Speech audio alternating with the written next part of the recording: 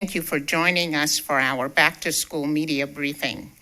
As of this past Monday, all schools are back in session, and I'm pleased to report a successful opening of 126 schools. As of Tuesday, 64,064 students attended, which was 2,225 students more than Monday, August 23rd. We expect these numbers to continue to increase. Today, we share some updates about the start of school. I have with me Chief Academic Officer Dr. Whitney Oakley, Chief Financial Officer Angie Henry, and Chief Student Services Officer Dominic Robinson.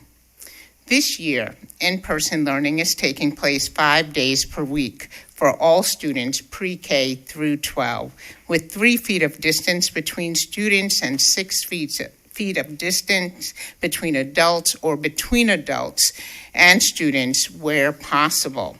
This summer, our Board of Education voted to continue requiring a face covering for all students and staff when indoors, except while eating and drinking. This requirement will be reevaluated at the end of 10 weeks. We continue to encourage all eligible students and staff to be vaccinated, as we know that masking and vaccinations are the 2 most effective strategies to limit the spread of COVID-19. According to the CDC, some sports and high-risk extracurricular activities can put players, coaches, trainers, and others at increased risk for getting and spreading COVID-19. Consequently, in accordance with the North Carolina Department of Health and Human Services, the Board of Education voted to require regular testing of athletes and coaches who are not vaccinated. In the coming weeks, we will begin testing those individuals twice per week, as we are currently at high transmission in Guilford County.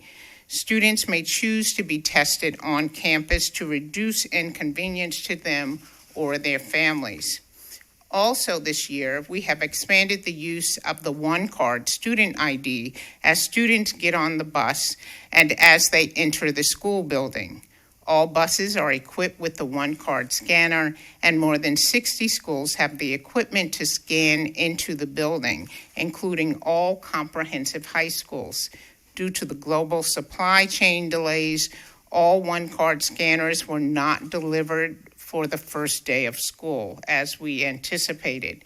In addition to functioning as school and public library cards, reducing the need for cash transaction at schools, and streamlining the attendance process, the one card helps us quickly identify who is in our buildings in case of an emergency and gives us an added layer of security on our campuses.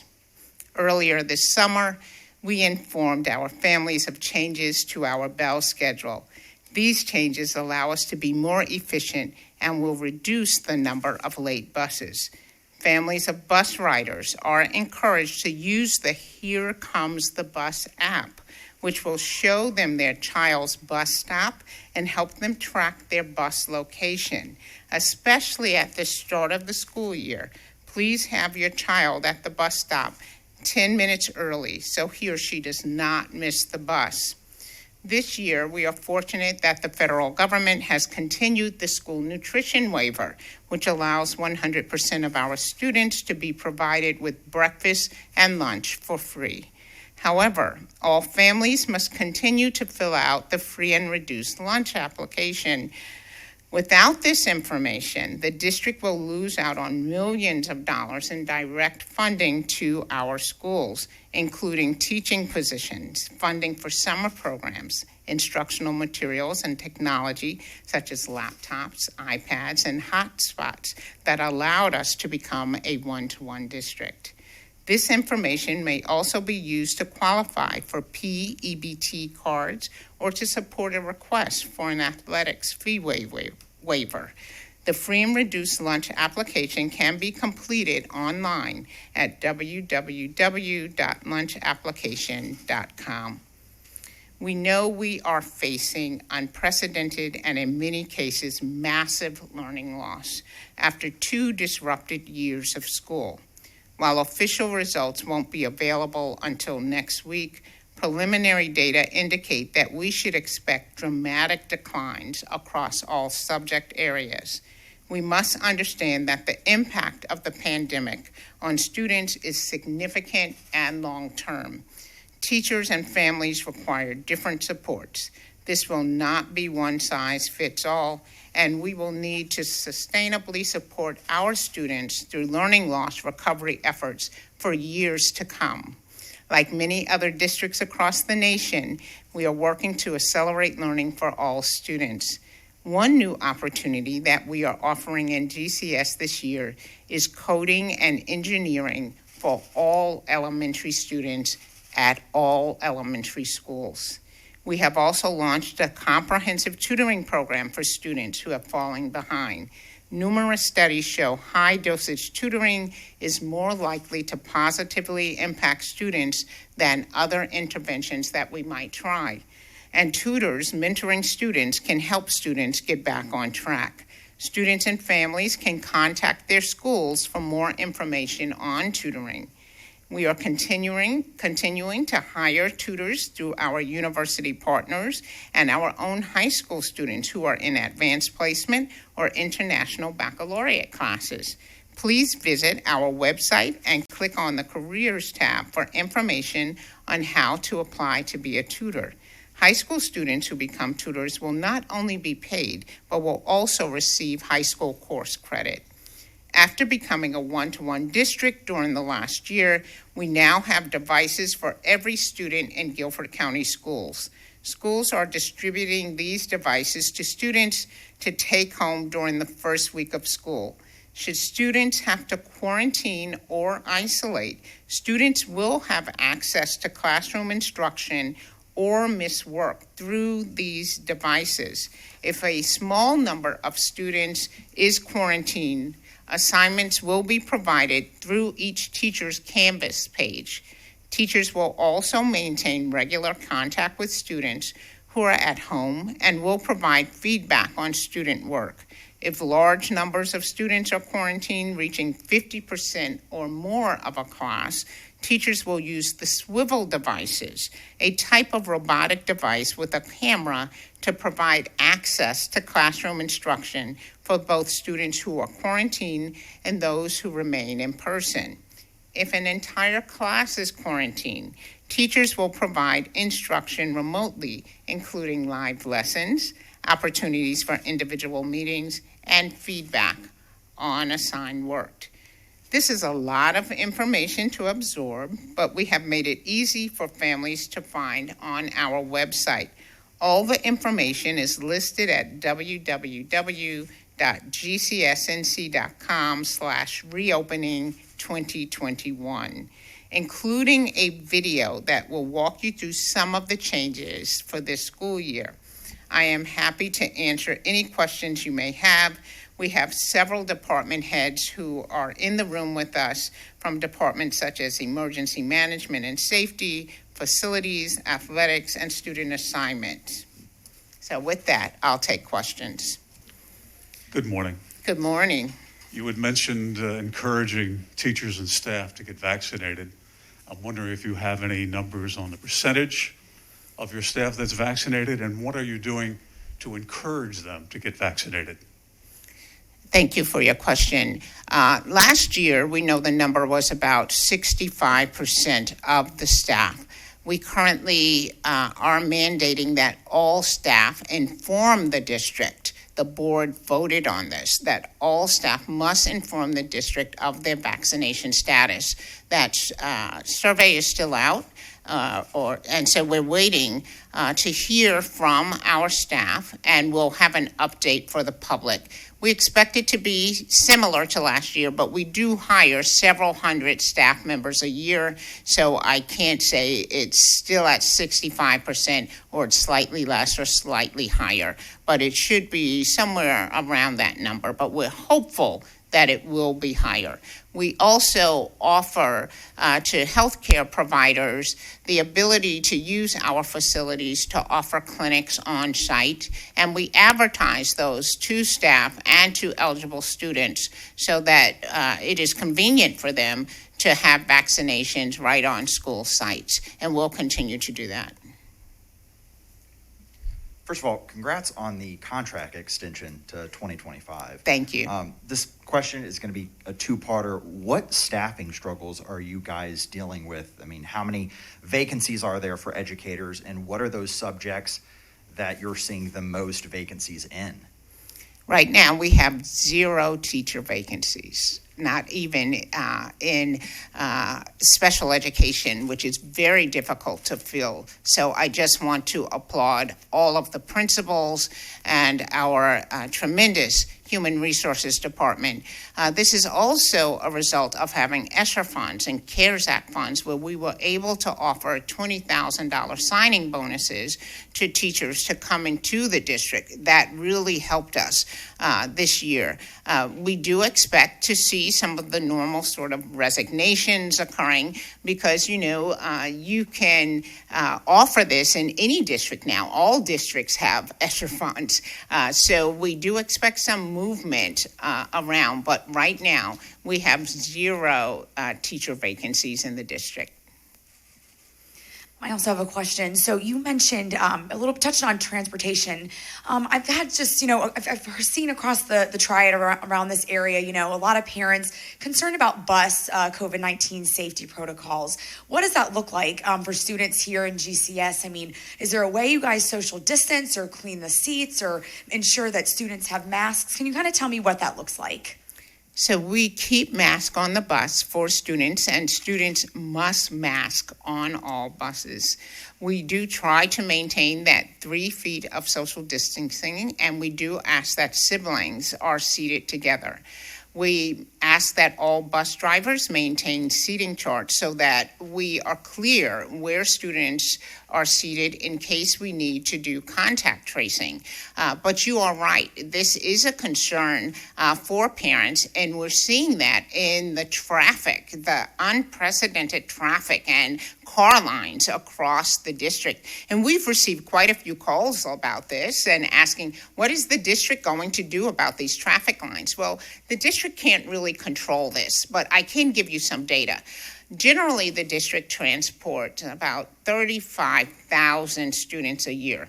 This year, the ridership is only at 14,000, meaning that right now, about 50,000 parents are choosing to transport students, adding an additional 20,000 cars to the roads and to the schools or the areas surrounding the schools.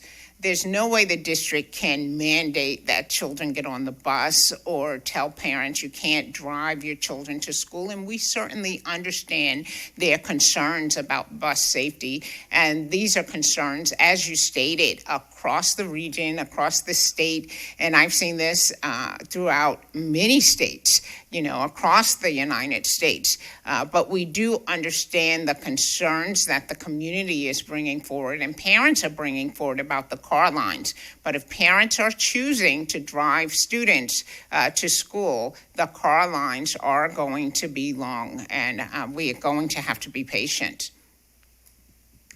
With cases rising, what are the chances that we'll go back to virtual learning? And are there benchmarks you're looking at for the numbers to make that decision? So I want to make sure I heard you clearly. You're saying with the rising numbers, what are the chances that we would go back to virtual learning? Do you mean as an entire district? Yes, ma'am.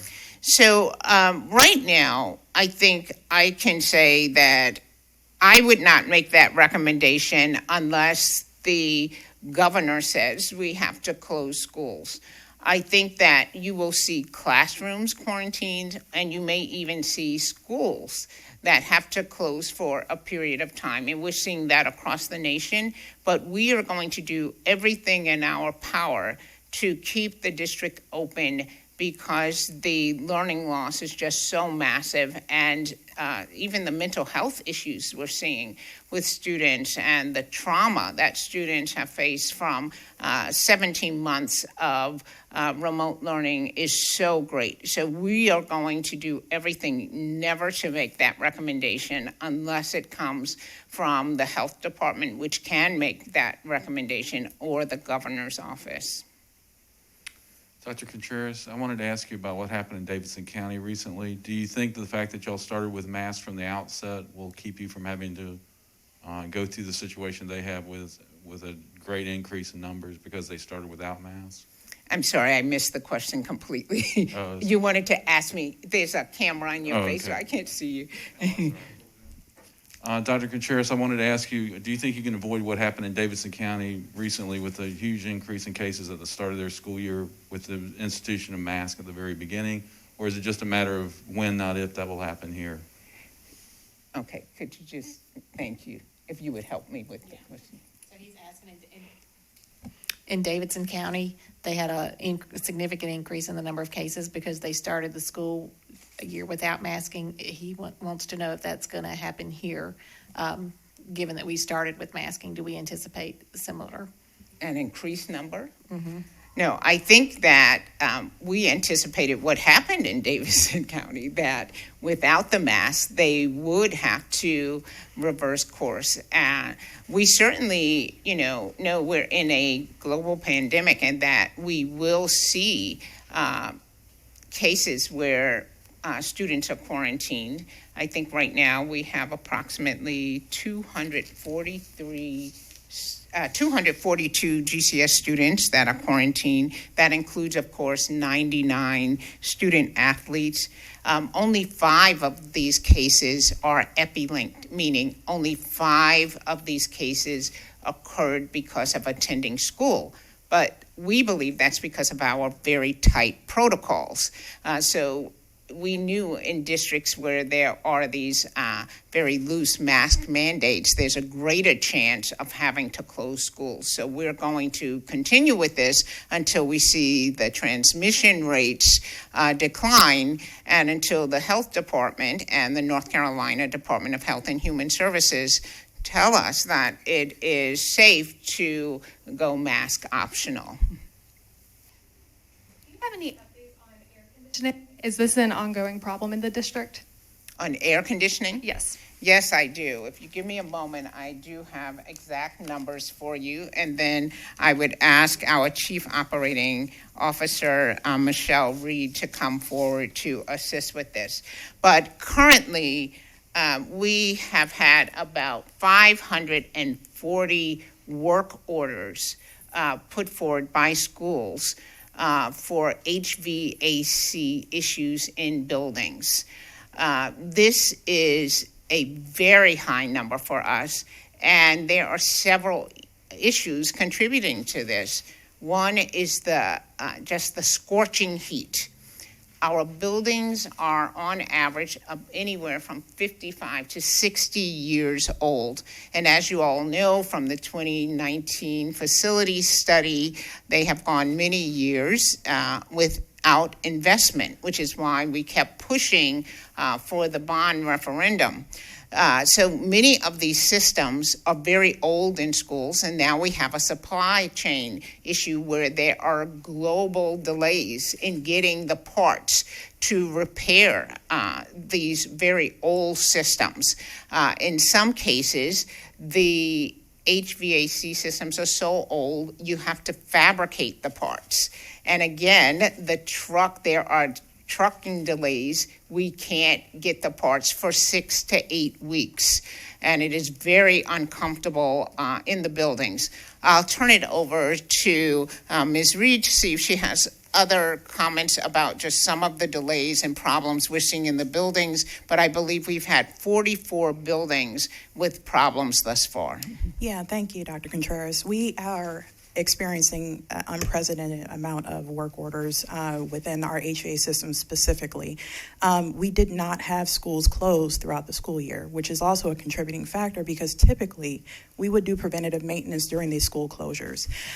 So at this point, we are trying to proactively address all issues, but we go out to a site, we may address it, and then we may have to come back out because there may be another failure at that site. So we are looking to our SSOs and all of our school administrators to work with us, and we are working directly with all school principals to make sure that we're keeping our kids safe and proactively moving them around if we need to, and or moving out.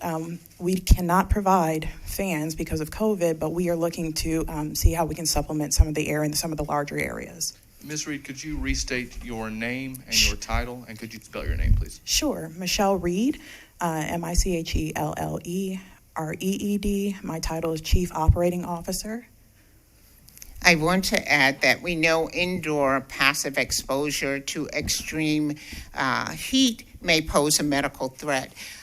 When most of the building reaches 85 degrees, and we know we cannot reverse that. They cannot repair that. We do close buildings, and we're going to see that until the heat breaks. We do want to stress again to the parents and community, this is why we push so hard on investment in school facilities. The school board does not have tax levying authority. We have no way to generate funds, and it's why we plead, please invest in public schools and in capital because of these sort of issues that we're facing right now. Even in some of our newest buildings, the extreme heat is causing problems. When you build a school, even if it's a newer building, you still have to invest in the maintenance of the systems, or you're going to see these sort of problems when you have what we call acts of God, like the extreme heat. And that's what we're facing right now in at least a third of the school buildings, and it's very uncomfortable, and we certainly apologize that any child or staff member has to endure that, but we are going to continue, the school district and the school board, to advocate for funding for better school facilities and for the maintenance of our systems, our facilities here in GCS. Hi, Dr. Contreras. This is Carrie Brown with WFDD. Good to see everybody. What I wanted to ask was, I know the legislative committee meeting will be meeting before too long, and based on what you just said, is that a number one priority, or is there one overall arching priority in regards to the legislative agenda and what you're looking at as a district? I think school funding is always the number one priority. And certainly facilities is critical because no learning will take place if we can't keep students in school. And for many who have not walked through the buildings, I think sometimes they believe we're exaggerating about this. And I was at a meeting recently where someone said because they participated in Principal for a Day, they were able to actually see the conditions of the buildings. And they were stunned about that. So I know we get tired of hearing about this, but I encourage you to, if you'd like to see this, to make an appointment with my office, at my office, and I'd be glad to have a staff member show you the conditions of some of these schools. We have some buildings that are 100 years old, and we're trying to maintain these systems where we don't even have parts for them. And the students are trying to learn in these buildings, some with asthma and other pre-existing conditions, and it's just very, very difficult for them. And I applaud the teachers and principals who made it through yesterday, but we're just not going to force them to endure this.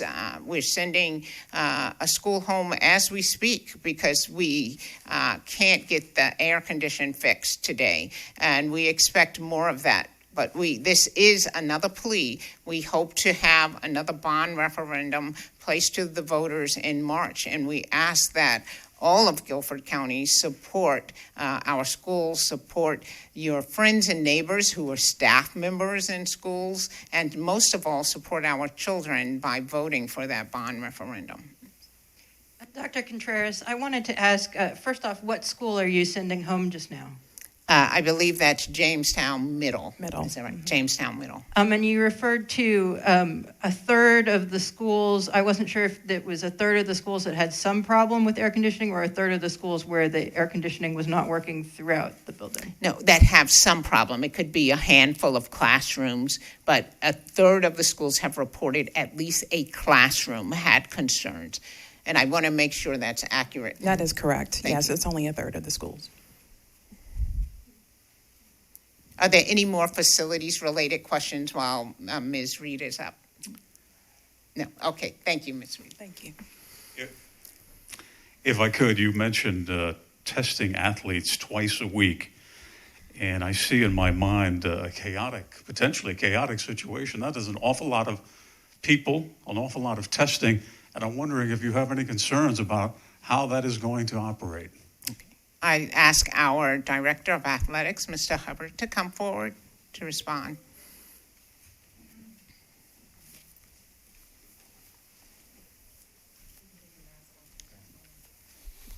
Thank you. And if I heard the question, it was, do we have any concerns about the number of athletes and the testing program? Testing and the number of athletes that you have, are you concerned that this could be a potentially difficult problem? I do not think so. You remember, we're only testing those that are not fully vaccinated, so that cuts the number down significantly of who actually has to be tested.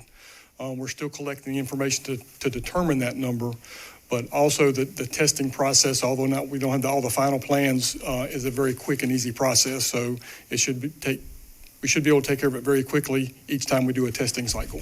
Done on campus? Yes, on campus. And when will these numbers come out? The superintendent had mentioned that about staff and athletes. When do you hope to have this report out? I don't know if it'll be a report, but hopefully by the end of this week, I'll have final numbers from all the schools. It is, as new athletes are coming out there, because some of the middle schools have just started practice, that number will change probably daily until we get up to the point we actually start testing. Would you state your name and title? Lee, L-E-I-G-H, Hebbard, H-E-B-B-A-R-D, Director of Activities, Athletics, and Driver's Education. Doctor, could you provide some color around your earlier comment? I believe you said there were 242 students who were quarantined, and you mentioned 99 students. Was that at a particular school, or could you explain that a little bit? 99 are student athletes, Mr. Hubbard. I hate to ask you to come back up, but if you could speak to that. 99 are student athletes. All right. I was sitting down, so I didn't hear the question. Your mask. Oh, what was the question? Well, I had just asked for some color around the quarantining of 242 students. I had missed the reference to the 99 students, so I gather those are athletes. Could you just give a little more clarification about the 99 student athletes? Right. So typically, and not in every case, but typically when we have one student test positive, when they do complete the tracking and tracing investigation, they usually find another athlete or two somewhere that might have been exposed. So that then increases the number of quarantines. So you have one student test positive, you usually have several others that are quarantined along with that. Right. And when he says they, that means the Department of Health. I want to be clear because parents call us all the time. The district does not quarantine. The Department of Health quarantines. Right. 242 sounds like a pretty low number. Are you pleased with that number? I didn't hear. It seems like a low number. I mean, it seems to be a low number. Are you pleased with that number? I would be pleased if it was zero, but I am pleased because we've been in school actually 3 weeks. Remember, our first students went to school 1 week ago. So, we take a lot of heat for being a little stricter on health protocols, but you can see that our health protocols are working. By demanding that we wear a mask in schools, our schools remain open, which I think, irrespective of where you are on the issue of mask, I think all of us want children in school, and we're able to keep them in school because of these protocols. Back to facilities, we've had several parents and staff members call us saying they're worried that students are not able to stay 3 feet apart. What would you tell them? Okay, I don't hear it clearly. In some schools, parents have expressed concern that the students aren't 3 feet apart. So certainly that is true. But if you go to the guidance from the North Carolina Department of Health and Human Services and their school toolkit, the guidance states that you should do everything you can to keep students 3 feet apart, but you should not preclude students from coming to school because you cannot. And the two strategies that we should employ to make sure students are safe are the vaccinations for eligible students and the masking are the two best strategies. So while 3 feet apart is helpful, it is not as helpful as the masking. Sorry, Dr. Contreras, I just want to touch one more time on the transportation. Students, I just want to get into a little more detail. Students, when they're walking through, it's very narrow. They're walking through, they're touching all the seats. Is there any kind of, cleaning service or anything you guys do at the end of the night or first thing in the morning that comes in and kind of wipes down the seats or anything like that? I've just had a lot of parents who... I'll ask Ms. Reed to come forward again and talk about our cleaning protocols. I'll also direct you to the GCS School Reentry FAQ that has many of these protocols within them if you want to go back to refer to them, and parents can certainly refer to them as well. It is on the website. Yes, and in there is the transportation cleaning protocols, but we every night and during every run, after each tier, we clean, the bus drivers are responsible for cleaning the buses, wiping all the seats down, making sure that we're sanitizing for the next load of students that are coming on. So we do have those protocols in place, and all the drivers are trained thoroughly, and we are also verifying that they are doing that routinely. And it's also important to note that when possible, we're keeping the windows on the bus open for airflow as well, to keep the air moving while the bus is in motion. Correct. Thank you so much. Thank you. Dr. Contreras, you touched a little bit before on seeing mental health issues or concerns for some students learning throughout the pandemic. I wanted to know what, aside from school counselors, what resources are available to both parents and students to kind of help them through? You're talking about helping them through with any mental health concerns and things. Yes, I'd like to introduce our new Chief Student Services Officer, Dominic Robinson, who can talk through some of the services we provide and resources that we have. Thank you, Dr. Contreras. So there's a lot of different supports. There's a lot of different supports that our team is actually deploying into the community right now. Among those, we actually have 48 cohort schools that we service monthly. We serve all of the schools upon request and provide training for various district departments. We collaborate with various district departments, and we have a lot of external partners as well. Some of those include the SEL Adult Department, Systemic SEL Implementation Tools, SEL Curriculum Support for identified elementary schools. There are currently, I believe, 17 of those that we're working in. We also provide SEL MTSS, stands for SEL, if you would. SEL. Yeah, SEL, Social Emotional Learning. Yes, ma'am. For multi-tiered system support. So there's a lot of work being done right now. And we have social workers and counselors in each of the different schools that are there on rotation. I'd like to also stress that we have many community agencies that are working with us, providing mental health support to our families and helping with trauma-informed instruction, training our teachers on this. And so our counselors and social workers know to refer students once it gets to a certain point to these outside agencies to provide support, because a school district simply we just don't have the number of social workers, the number of counselors, psychologists to provide the support with all of the resources that Mr. Robinson referred to. It's just not enough for the amount of trauma that we're seeing. One study I just read said about 49% of students are reporting depression at the secondary level. We're not equipped for that. Our core business is teaching and learning.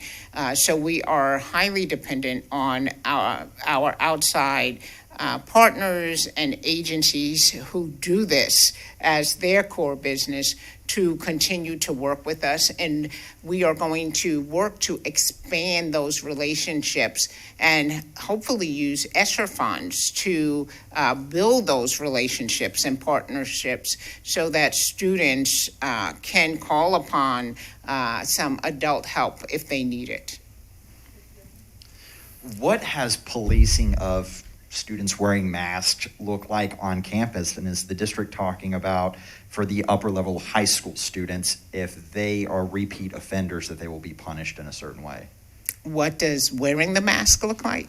What does policing of students? Oh, policing. Yeah. You know, it's interesting. The students really haven't had the problem. We've been in school for, I think, since last October, and we haven't had these issues. I think in terms of policing, it's been mainly, please pull the mask up over your nose. That's what we see the most. The mask don't fit properly. But in terms of students just saying, we won't do this, it's more the adults. We, the adults, are the ones who are getting into this very politicized battle over should we wear a mask or not. But in the schools, you know, the little ones are very used to, the kindergartners do better than the seniors, you know, because it's what they know. They're so small, it's just what they know. But we, to my knowledge, have not had any disciplinary concerns with students saying we refuse to wear a mask in schools. I think the students are just happy to be back in school with their peers and getting back to some sense of normalcy. Last year, GCS became a one-to-one school district. Is that still the same case for this year? Yes, we haven't gotten rid of the laptops and iPads. So yes, we are a one-to-one district, and we're so pleased we were able to generate those funds. But I do want to reiterate what I said earlier. We were able to do that in no small part because of the amount of funding we received because of our free and reduced lunch applications. Now that the federal government has said that 100% of students receive free lunch, that means some parents may say, well, I don't have to complete this application. If we don't complete this application, then our free and reduced lunch rates drop, and we won't receive the same amount of funding. So again, please, parent, even if you think you're not eligible, please complete that application so that we not lose millions of dollars in funding to the school district. I don't want to make more out of it than perhaps it is, but is there an update, any further information regarding the fight at Northeast High School? An uptick in? Northeast High School fight? Mm-hmm. Is there any further information or update that you can provide? Yes, I can. I'd like to introduce, we have a new Senior Director of Emergency Management Services and Safety, who was the former Deputy Police Chief for the Greensboro Police Department, Mr. Mike Ritchie. So welcome, and if you could please provide an update on Northeast High. Certainly, and I'll hit the admin part first. It's Mike Ritchie, M-I-K-E, R-I-C-H-E-Y, Executive Director of Emergency Management. So with Northeast High, we had a fight break out, as each of y'all know, shortly after the bus line earlier in the week, and this was at the exit of the school. During that fight, several small fights erupted around each other. So we're talking probably the better part of 15 to 20 kids involved in a fight that just seemed to be brewing very quickly that afternoon. You never look for the bright side, but you always look for the bright side of this. The staff was prepared and they were in the right places. So this fight lasted less than 20 seconds when you look at videos from it. It was over quickly. The staff responded very quickly and were able to keep things calmed down and got that to happen very quickly.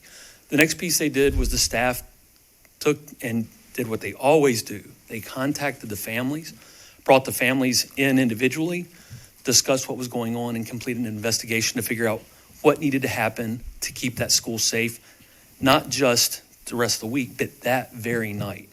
And so with that, several students did not come back to school the next day. It wasn't a matter of suspension or anything like that. It was a matter of figuring out what had occurred. So the next day it started out with plenty of staff on hand, additional law enforcement on hand. And again, everyone was safe. And that was the number one piece. No issues the next day at all.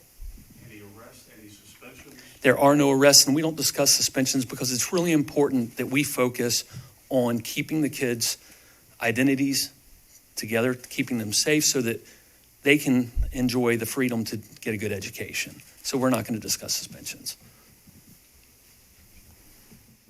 You can look at our district code of conduct to see what the consequences are for fighting, and they are very clear. We follow the code of conduct. Hey, so two-part COVID-related question. First part is staff. How many staff have you had request an exemption from wearing masks? Would it be, a handful, 100, 0, 200? What does that look like for you all? We've had 0 staff request an exemption. Okay, and second part is I'm wondering what your attendance looks like for students and staff. Any sign yet of possibly COVID affecting attendance, whether that be people affected from something inside schools or outside of schools? So yesterday there were, I gave you the number, 64,064 students in school. So I can't tell you how many of those are out because of COVID-related issues. I can tell you the Guilford County Health Department says there are 242 GCS students quarantined. How many students are you supposed to have? How many? How many are you supposed to have? What You is, said a certain number came to school, but how many are you supposed to have? what's our projection? I think. Is that what you're asking? Yeah. Yeah, so the projection is about 70,800 students, but the first 2 days of school are always low. That number increases every day up to the 10th day. So there's nothing you can glean from that about COVID necessarily. Because if you go back 5 years, you'll see every day the numbers are lower than the next day for at least a 10-day period.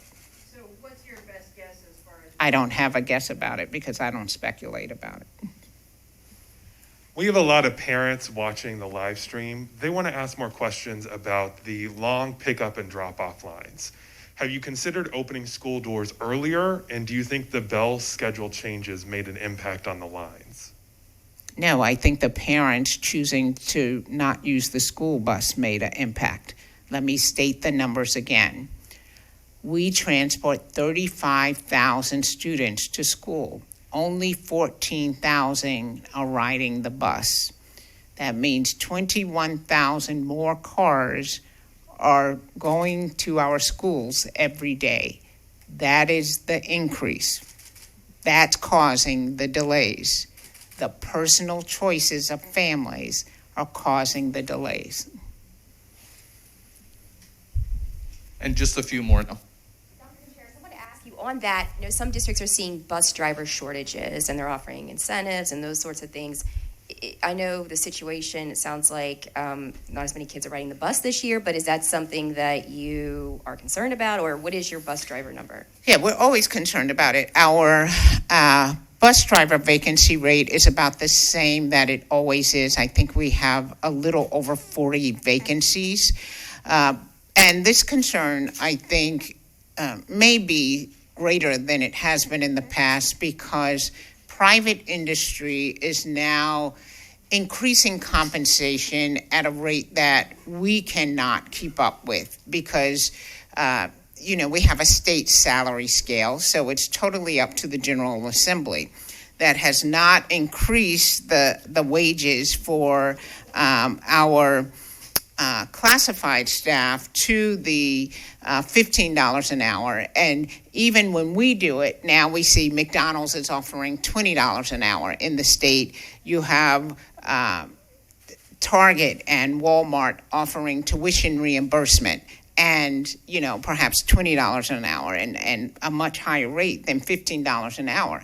It is very difficult to compete with that or to try to convince someone, please stay when you can have your tuition reimbursed and then go on and become a professional member of a staff or go on to private industry at some point. So it's just going to be very difficult. As I speak and meet with superintendents across the state, we are struggling with maintaining staff in a time where we see this sort of competition.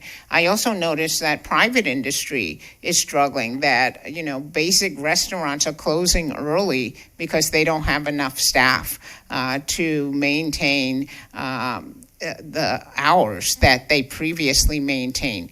But the public sector, like school districts, are really going to struggle because we are completely dependent on the actions of the General Assembly. If you could give parents at home a message as we go into this uncertain year, what would you tell them? Say that again. Yeah.